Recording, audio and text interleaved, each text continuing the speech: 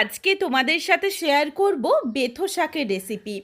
বেথো শাক এই বছরে একবারই পাওয়া যায়, আর এই বেথো শাক দিয়ে আমরা বিভিন্ন ধরনের রান্না করে থাকি। আজকে সেই রকমই একটা রেসিপি তোমাদের সাথে শেয়ার করব, একটু নতুনভাবে বা একটু অন্যরকমভাবে। গরম ভাতের সাথে বেথো শাকের এই রেসিপিটা কিন্তু দুর্দান্ত লাগে। আমার মনে হয় যে বেথো শাকের সবচেয়ে সেরা রেসিপি হয়তো এটা। বন্ধুরা, বাড়িতে অবশ্যই একবার হলেও বেথো শাক এইভাবে রান্না করে আমায় কমেন্ট করে জানাতে ভুলো না রেসিপিটা তোমাদের কেমন লাগলো। নমস্কার বন্ধুরা, শুভমিতা ব্লগে সবাইকে স্বাগত জানাই। তাহলে চলো আজকের এই রেসিপি দেখে নেওয়া যাক। রেসিপিটা কেউ স্কিপ করো না, স্কিপ করলে আমি কি পদ্ধতিতে রেসিপিটা বানালাম বা কী মশলার অ্যাড করলাম এটা তোমরা মিস করে যাবে, তখন হয়তো রেসিপিটা খেতে এতটা ভালো হবে না। এখানে আমি 3 আঁটি বেথো শাক নিয়েছিলাম।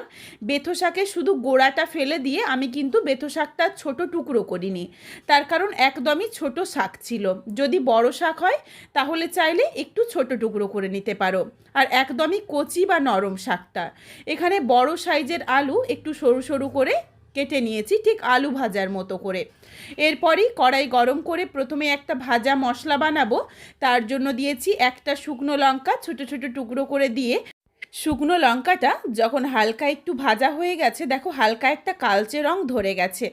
এরপর এর সাথে দিয়ে দিলাম অল্প পরিমাণে গোটা জিরে, হাফ চামচেরও কম পরিমাণে, খুব বেশি কিন্তু মশলার ব্যবহার করব না।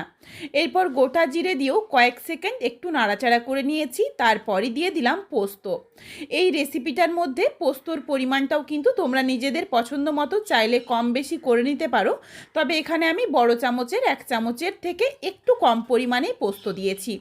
পোস্ত দেওয়ার পর প্রায় 4 থেকে 5 সেকেন্ড মতো একটু নাড়াচাড়া করে এই মশলাটা নাবিয়ে নিলাম। মশলাটা দেখো একদমই হালকা করে সুন্দরভাবে ভাজা হয়েছে। পোস্ত যাতে খুব বেশি কালো না হয়ে যায় এদিকে খেয়াল রেখো, তা না হলে মশলা যদি পুড়ে যায় তাহলে কিন্তু একদমই স্বাদ ও গন্ধ কোনোটাই ভালো আসবে না।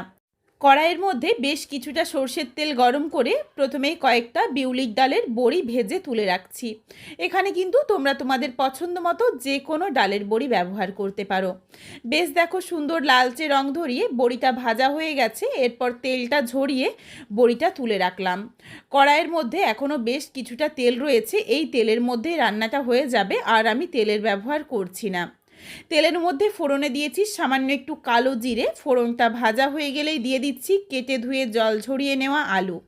এখানে কিন্তু কালো জিরে ছাড়া আর অন্য কিছু ফোড়নে দেওয়ার দরকার নেই। এইটুকু কালো জিরে হলেই কিন্তু বেশ ভালো লাগে রান্নাটা খেতে। এরপর ফোড়নটা ভাজা হয়ে গেলে দেখো আলু দিয়ে আলুর স্বাদ অনুযায়ী অল্প একটু লবণ দিয়ে নাড়াচাড়া করে আলুটা হালকা করে একটু ভেজে নিচ্ছি। এখন ঢাকা চাপা দিচ্ছি না, ঢাকনা ছাড়াই আলুটা ভেজে নিচ্ছি, যাতে একটু লালচে রং ধরে যায়, কিন্তু সেদ্ধ হওয়ার দরকার নেই, পরে সেদ্ধ হয়ে যাবে। এদিকে দেখো মশলাটা ঠান্ডা হয়ে গেলে গুঁড়ো করে রেখেছি, একটু দানা দানা যেন থাকে মশলাটা, একদম কিন্তু মিহি গুঁড়ো করব না। একটু দানা দানা থাকলে মুখে পড়লে খেতে বেশ ভালো লাগে। এদিকে দেখো আলুটার মধ্যে সুন্দর একটা লালচে রং ধরে গেছে। এরপর দিয়ে দিয়েছি প্রথমেই কয়েক কোয়া রসুন কুচি। এখানে তোমরা চাইলে থেতো করে নেওয়া রসুনটাও দিতে পারো, তবে কোনোভাবেই বাটা রসুনের ব্যবহার করো না। শাক রান্নাতে কিন্তু রসুন যদি একটু গোটা গোটা থাকে তখনই খেতে ভালো লাগে। রসুন কুচি দেওয়ার পরে দিয়ে দিয়েছিলাম একটা মাঝারি সাইজের পেঁয়াজ কুচি। পেঁয়াজটা দিয়েও নাড়াচাড়া করে হালকা করে একটু পেঁয়াজ রসুনটা ভেজে নিচ্ছি। এখানে আমি 1 চিমটি মতো হলুদের গুঁড়ো ব্যবহার করেছি। যদিও শাক রান্নাতে আমরা হলুদ ব্যবহার করি না, কিন্তু এখানে তো বেশ কিছুটা আলুর ব্যবহার রয়েছে, এই জন্যই সামান্য একটু হলুদের গুঁড়ো দিলাম কালারের জন্য। তোমরা চাইলে দিতে পারো, না চাইলে বাদ দিতে পারো। একদমই অল্প পরিমাণে হলুদের গুঁড়ো দিয়ে নাড়াচাড়া করে ভালোভাবে দেখো হালকা করে রসুন বা পেঁয়াজ এগুলোকে ভেজে নিয়েছি। এরপর দিয়ে দিলাম 2টো ফাটিয়ে নেওয়া কাঁচা লঙ্কা। ঝালটা কিন্তু তোমরা নিজেদের স্বাদ মতো ব্যবহার করো। একটা শুকনো লঙ্কা রয়েছে ড্রাই রোস্ট করে গুঁড়ো করে নেওয়া, আর এইদিকে দেখো 2টো কাঁচা লঙ্কাও দিয়েছি। এরপর নিজেদের স্বাদ মতো ঝালটা দিও। এদিকে দেখো বেশ একটু লালচে রং ধরিয়ে সমস্ত কিছু ভাজা হয়ে গেছে। এরপরই এর সাথে দিয়ে দিচ্ছি কেটে ধুয়ে জল ঝরিয়ে নেওয়া বেথো শাক। বেথো শাকটা কিন্তু বেশ ভালোভাবে অনেকবার জল পাল্টে পাল্টে ধুয়ে নিতে হবে, কারণ অনেক ছোট ছোট বালি থাকে। বালি যদি কোনোভাবে থেকে যায় তখন কিন্তু একদমই রান্নাটা খেতে ভালো লাগবে না। বেশ দেখো নাড়াচাড়া করে বেথো শাকের সাথে সমস্ত কিছু মিশিয়ে নিচ্ছি। আর এখানে স্বাদ অনুযায়ী আমি খুবই অল্প একটু লবণের ব্যবহার করব। বেথো শাকটা কিন্তু একদমই কচি বা নরম, এটা কিন্তু একদম গলে যাবে। এই জন্যই লবণের পরিমাণটা খুব বুঝে দিতে হবে। যদি মনে হয় দরকার হলে পরে দেওয়া যাবে, কিন্তু প্রথমেই কোনোভাবে বেশি লবণ দেব না। বেথো শাক দিয়ে নাড়াচাড়া করতে করতেই দেখো বেশ অনেকটা পরিমাণে জল ছাড়তে শুরু করেছে। এরপর ভেজে গুঁড়ো করে রাখা মশলা অর্ধেকটা দিয়ে ঢাকনা দিয়ে ঢেকে দিচ্ছি।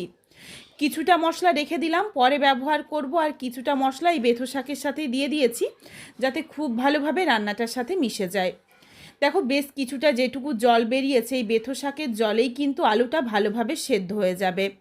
এই জন্য এইভাবেই ঢাকা চাপা দিয়ে একটু রান্নাটা করে নিচ্ছি। বেশ কিছুক্ষণ দেখো ঢাকা চাপা দিয়ে রান্নাটা করে ফেরত এসেছি। জলটা কিন্তু একদমই শুকিয়ে গেছে, খুবই অল্প একটু জল রয়েছে।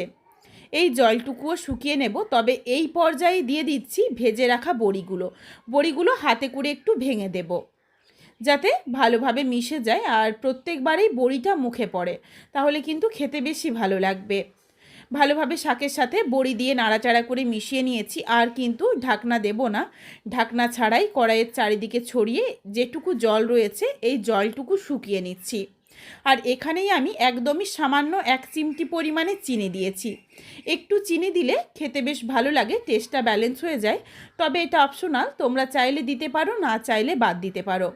এখানে যেমন আমি শুধুমাত্র আলু দিয়েছি, তোমরা আলুর সাথে সাথে চাইলে বেগুন দিয়েও, বেগুন ভেজে নিয়ে একইভাবে কিন্তু আলু বেগুন দিয়েও রান্না করতে পারো।